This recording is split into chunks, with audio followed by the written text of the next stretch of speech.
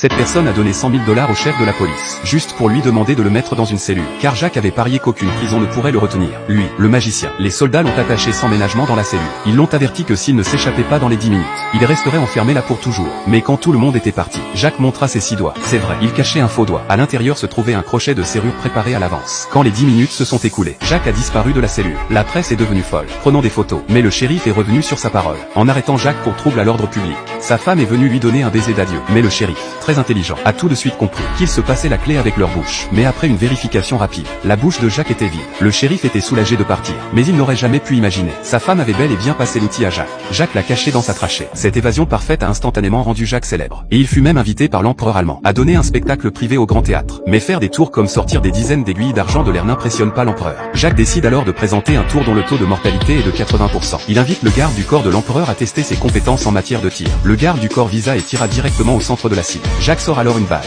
demande au garde du corps de signer son nom et glisse la balle dans le pistolet. Il lui a ensuite demandé de tirer à nouveau au centre de la cible. Mais cette fois-ci, Jacques s'est placé juste devant la cible. Il a dit qu'il attraperait la balle avec sa bouche.